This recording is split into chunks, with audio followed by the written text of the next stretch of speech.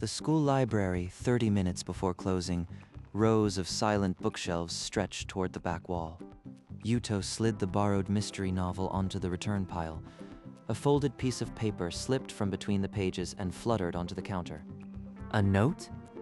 That wasn't there when I checked the book out. Wait, don't touch that. Her voice cracked like thin ice. But Yuto had already unfolded the paper. The note read, "I have watched you from across the room. When you smile at a passage, I forget to breathe." This is a love letter, but it was in the book I returned. Please, give that back. You weren't supposed to see it. The library fell silent. The few students at the study tables turned toward the commotion. This is your handwriting, isn't it? You wrote this? No, not him. He wasn't supposed to find it. Not like this. It's not what you think. It was just practice. For a story. But her voice trembled, and her blush betrayed her. The note was written in ink that had bled lightly from a pressed pen. The Ice Library Queen. That's what everyone calls her, but she looks like she's about to shatter. Hina's hands clutched the edge of the counter. Her knuckles went white. Just give it back, please. I'll explain. Just not here. But Yuto refolded the note with careful fingers. He didn't hand it back. Sorry.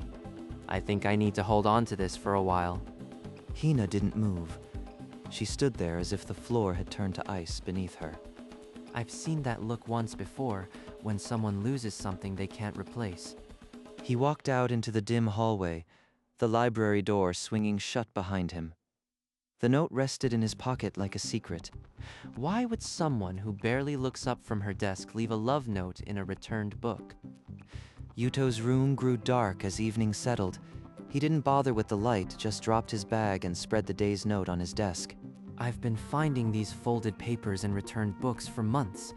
I never actually read them until today. He remembered the first one, tucked inside a sci-fi novel he'd returned in spring. He'd assumed it was a forgotten bookmark and threw it away. But after that, another appeared. And another. Always the same neat handwriting, always the same folded shape. He pulled open a drawer and took out every note he'd saved without thinking. 7 in all, now spread before him. He unfolded one at random. The ink was slightly smudged. "You always sit in section F. I catalog the books there more often, just to be near." These were never bookmarks. Someone put them there on purpose. But were they meant for me? Or for the next reader? The handwriting on each one matched the library notices, the same distinctive curve on the "we," the same deliberate spacing. Hina. That handwriting is hers, the same as the silence signs and the checkout slips. He grabbed his laptop and logged into the school library system. The screen blinked to life with his borrowing history. The records were clear. After every single book he returned, the next checkout entry read, "Hina." She checked out that mystery novel today, right after I returned it. She must have been waiting. He scrolled back through 8 months of data. The pattern was unbroken. Every book he ever borrowed, she borrowed next. She's been intercepting my returns. But why? To put these notes inside for the next reader. He looked again at the notes. Not one was addressed to a specific name, only to you. They could have been for anyone, but Hina's reaction, she was desperate to get that note back. He remembered her face, pale, terrified, as if he'd uncovered something she couldn't take back. If these were meant for the next reader, why would she be afraid I saw it? Unless the you was never supposed to be me. The idea settled in his chest like a cold stone. The notes were love letters, but not for him. They were meant for someone else entirely. Hina's been in love with some other library regular, and I just walked off with her confession. He pushed back from the desk. He needed to return it tomorrow. But first he had to understand who were they for. That night he lay awake recalling every small moment, the way Hina never smiled, but always seemed to be watching from behind her glasses. The next afternoon, Yuto sat in the library's corner with a blank slip of paper. He wrote slowly, choosing each word with care. the pencil pressed into the paper. I found your note. It wasn't meant for me, but I need to know who you are. He folded the paper into a tight square. He rose and moved to the literature aisle, pulling a random novel from the shelf. He slipped the folded note between its pages and replaced the book. A moment later, he pulled the book back out and carried it to the return desk. He placed the book on the returns pile and stepped back into the shadows of the stacks. Minutes passed. Then Hina emerged from the back room, her glasses catching the light. She sorted through the returns, her movements mechanical until she opened the book. Her hands stilled. The note lay there unfamiliar.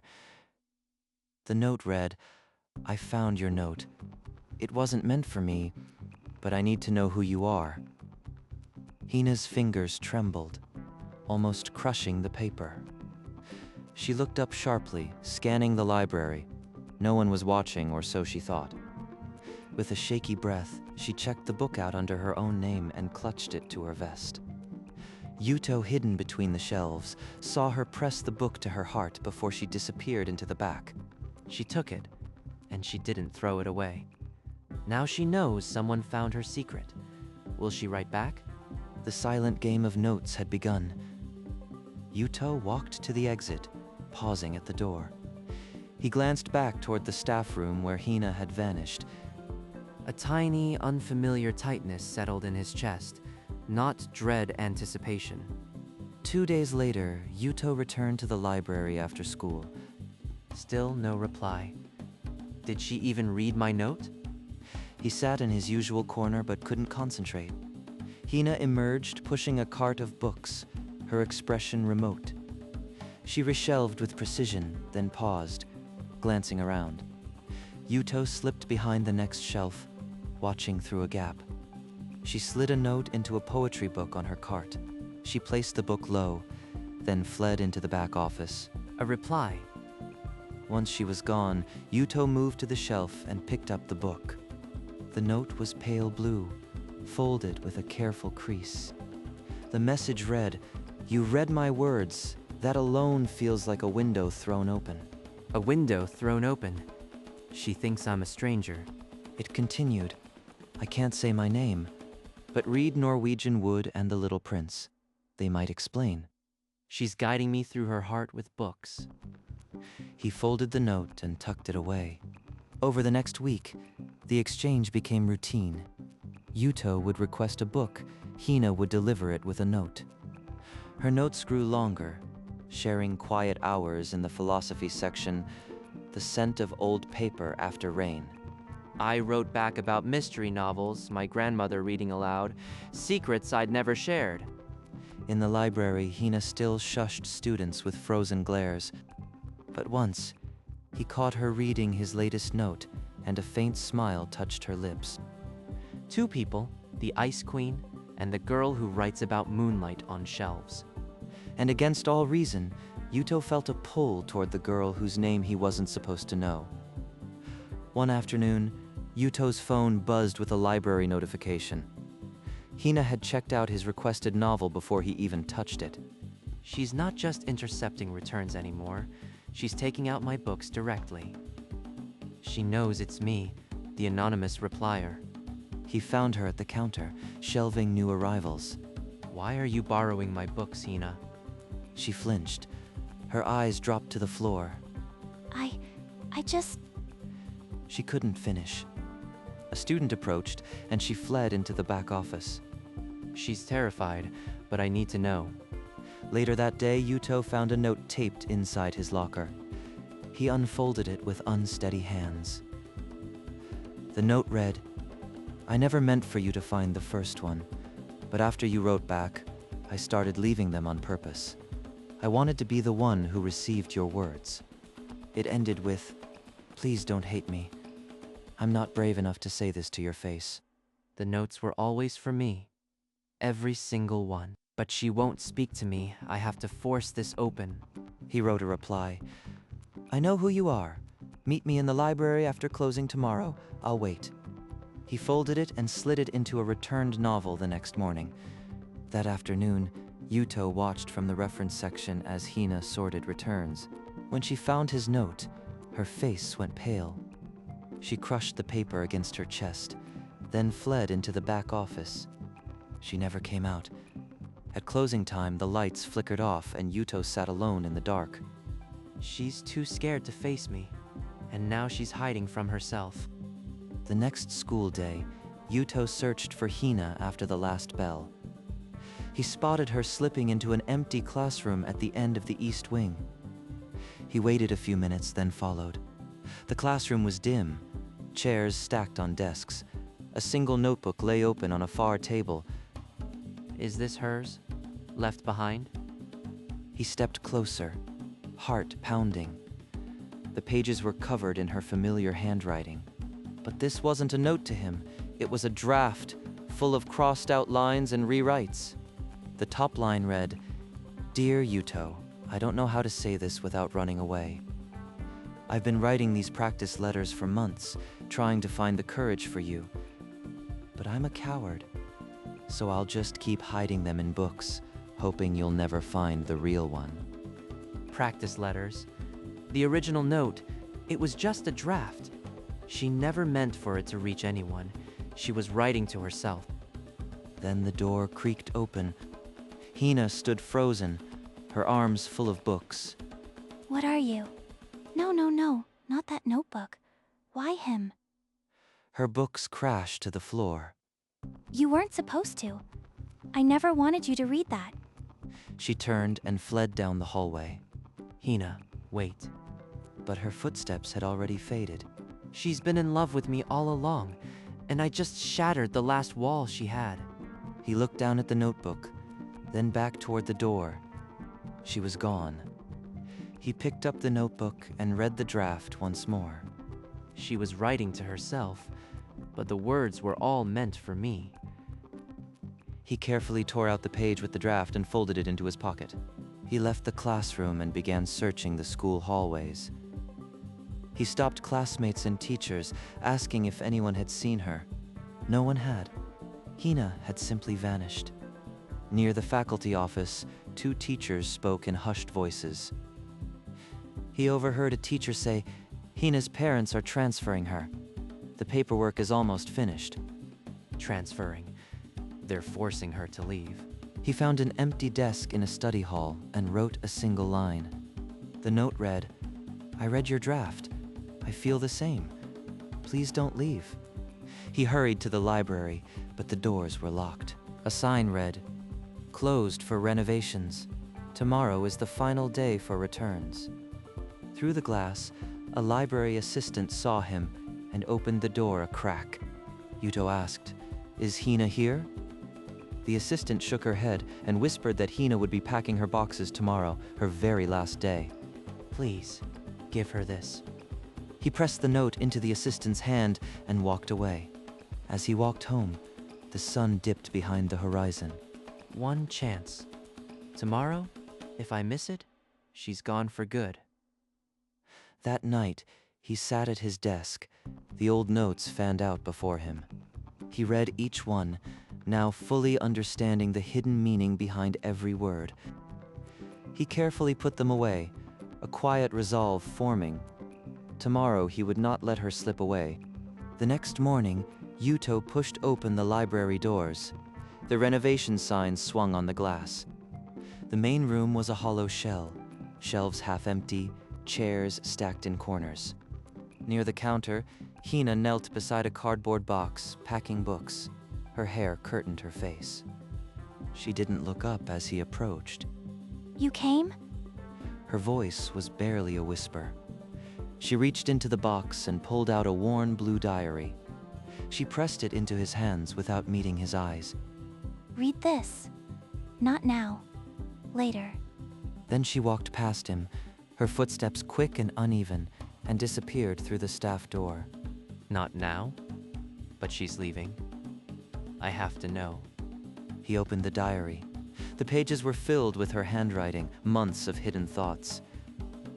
He skimmed desperate entries, her parents' pressure, her dread of a new school, her inability to say a single word to him. One entry stood out, dated a week ago. I wrote him a real letter today and hid it in a book. Then I panicked and couldn't retrieve it. I'm so stupid. That was the note I found. She put it there by mistake. Then he flipped to the very last entry, dated that morning. It read, "If you read this, meet me at the train station at 6 p.m. I'll wait until the last train. If you don't come, I'll understand." Yuto's hand started shaking. 6 p.m. What time is it now? He yanked out his phone. The screen glowed 5:40 p.m. 20 minutes. The station is across town. Without another thought, he bolted. The diary still clutched in his hand, he burst through the library doors. The school hallway blurred as he ran, his heart hammering a single beat. Hina, Hina, Hina. He pushed through the school gates and into the street, not looking back. The streets rushed past in a blur of gray. He dodged pedestrians, his breath ragged, replaying the diary's words, her loneliness, her fear, her love, all for him. A glance at his phone, 5:48, 12 minutes. The station's still too far. I won't make it. Not at this pace. He forced his legs faster. The diary pressed against his ribs. The station came into view, a glass and steel building glowing against the evening sky. He burst through the entrance, scanning the platform signs. Track 2, the last commuter train. He stumbled down the stairs, his footsteps echoing. And there, near the edge of the platform, Hina stood alone. Her blue hair caught the orange light. A ticket trembled in her hand. Tears tracked down her cheeks. She's still here. She waited. Hina. His voice cracked across the platform. She froze, then turned slowly as if she didn't believe it. Yuto pushed through a cluster of travelers, never taking his eyes off her. He stopped a few feet away, panting, the diary still in his hand. The digital clock above them read 5:55. I read your diary. I know everything. Her lips parted, but no sound came. More tears spilled over. Those notes, I found them all. And I love the girl who wrote them. I love you, Hina. Her ticket slipped from her fingers and fluttered to the platform. Behind her, the train doors hissed open. A conductor announced the final call. She looked at the train, then back at Yuto, her face torn between fear and hope. She didn't move. The train doors began to close. Then Hina took a halting step forward, then another, away from the train. She broke into a run, closing the distance, and threw herself against him. Her arms wrapped around him, her sobs muffled into his shoulder. The train pulled away, its rumble fading into the night. I'm sorry. I'm so sorry for running. You don't have to run anymore. I'm here. They stood like that, motionless, as the platform emptied. Finally, Hina pulled back, wiping her eyes with her sleeve. My parents. They want me to transfer. I was supposed to leave today. Her voice was thick. She spoke of expectations, pressure, never being enough. And I couldn't even speak to you. I'm a coward. You're not a coward. You wrote your heart into those notes. He took her hand, and together they walked out of the station. Outside, they found a bench under a street lamp. I don't care what your parents say. I'll help you face them. But I'm so scared. We'll be scared together. No more hiding. She laughed through her tears, a small, trembling sound. Then she leaned in and pressed her lips softly against his. It was brief, gentle, their first real kiss. This moment is heavier than any test, any grade. They sat a while longer, hands entwined, the weight of months slowly lifting.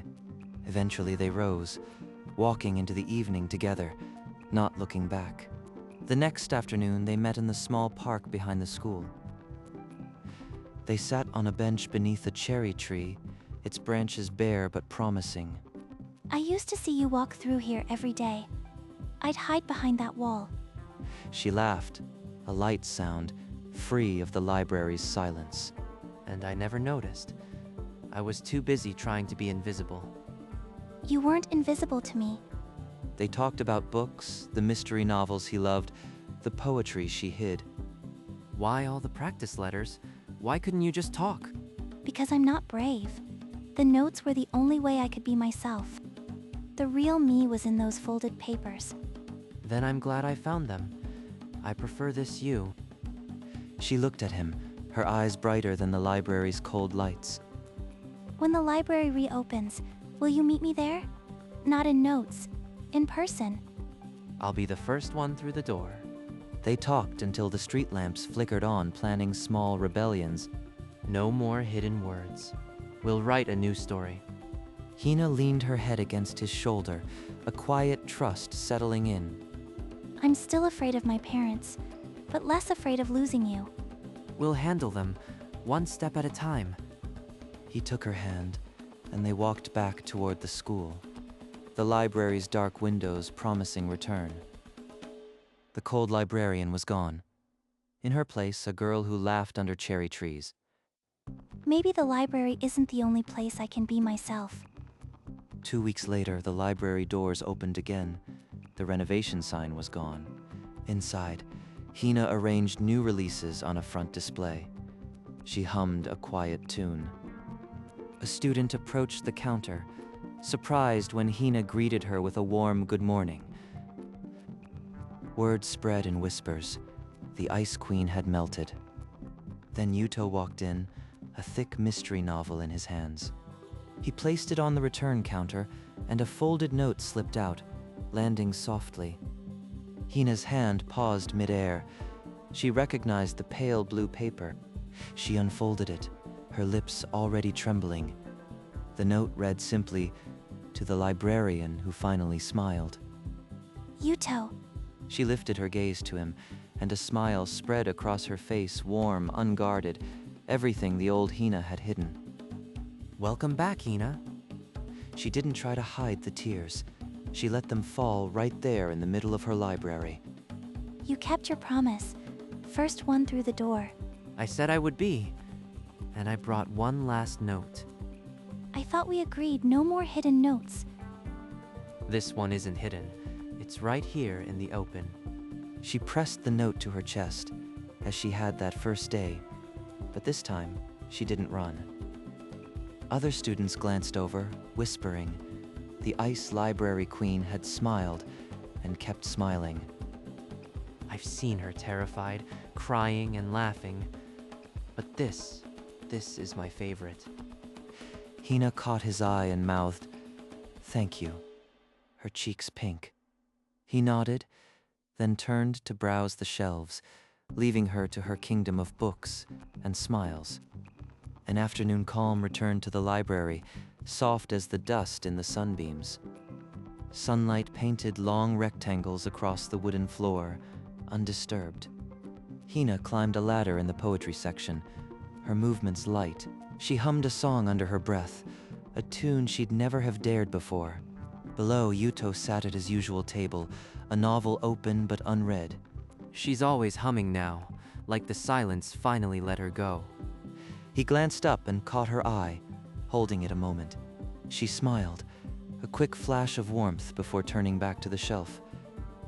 You're supposed to be reading, not watching. I can do both. You're more interesting.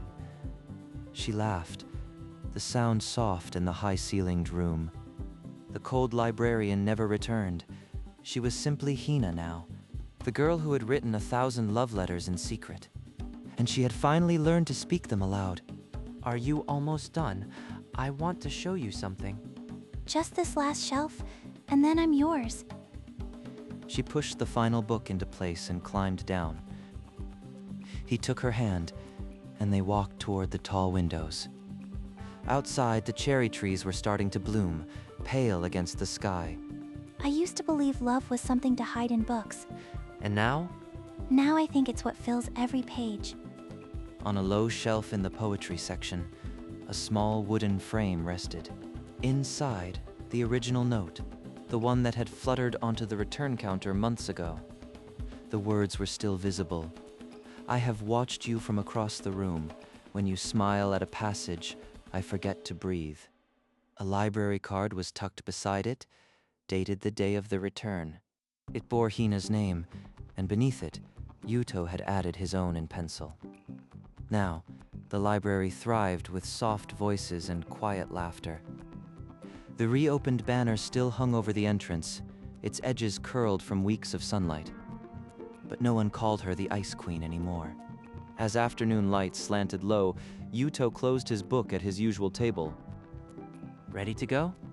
Almost. Let me put this last one away. She slid the novel into its place, then turned with a smile. They walked out together, hands brushing then twining. Outside, the cherry blossoms had finally opened. Petals drifted across the courtyard like forgotten notes. He looked at her, and she was already looking at him. No more hidden words. Only the ones we write together.